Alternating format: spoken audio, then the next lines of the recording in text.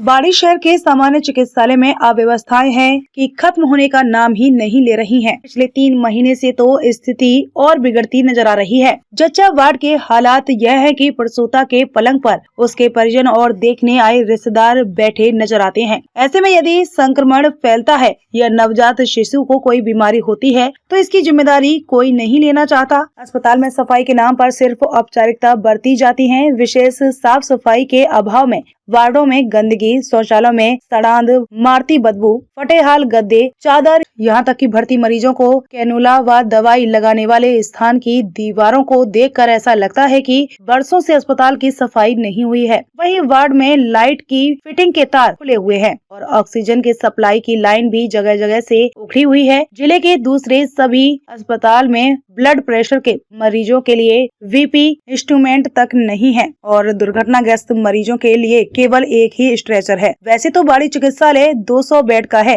लेकिन चिकित्सालय में ना तो फिजिशियन है और ना ही सोनोलॉजिस्ट के अभाव में सोनोग्राफी मशीन भी धूल खा रही है, जिसके कारण क्षेत्र की सैकड़ों प्रसूताओं को धौलपुर जाना पड़ता है। यूँ तो समय समय पर उच्च अधिकारियों द्वारा अस्पताल की व्यवस्थाओं का निरीक्षण भी किया जाता है, लेकिन निरीक्षण के बावजूद भी अस्पताल की व्यवस्थाओं में कोई सुधार नहीं होता तो यह निरीक्षण औपचारिक ही साबित होते हैं। यहाँ तक कि शुक्रवार को जिला कलेक्टर अनिल कुमार अग्रवाल द्वारा अस्पताल का औचक निरीक्षण किया गया, जिसमें जिला कलेक्टर ने मौखिक रूप से अस्पताल प्रशासन को सुधार हेतु दिशा निर्देश भी दिए थे, लेकिन फिर भी कोई सुधार नहीं होने के चलते यह निर्देश नाकाम साबित हुए। धौलपुर से अनूप शर्मा की रिपोर्ट। वो बच्चे होने के बाद जो प्रसूता रहती है उसके साथ में जैसे आपने बताया है कि गर्भवती प्रसूता बच्चा उसके साथ उसके परिजन भी रहते हैं। इसके बारे में हमने कई बार जैसे प्रसूता के अटेंडेंट को समझाया है कि एक बेड पे भाई माँ बच्चे को ही रहना है, बाकी भीड़ नहीं करनी है। भीड़ के बहुत सारे नुकसान हैं।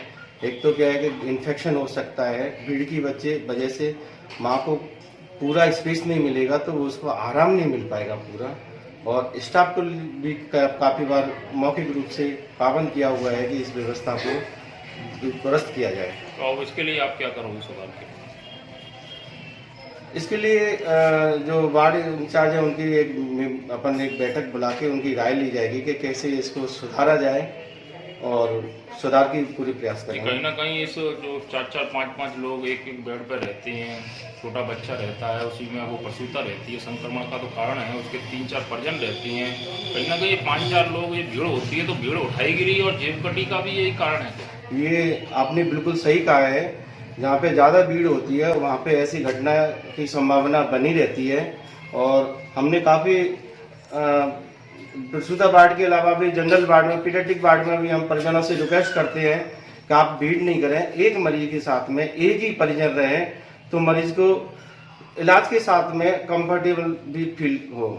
अच्छा, अपने पास वार्ड बॉय की क्या ड्यूटी बनती है? कल देखने को एक फोटो आया था, उसमें मरीज वहाँ लेटा हुआ था। वार्ड बॉय की ड्यूटी बनती है कि कोई भी मदर नर्सिंग स्टाफ को असिस्ट करे और कोई भी जैसे गंभीर मरीज है तो उसको शिफ्ट कराने में उसका सहयोग करें।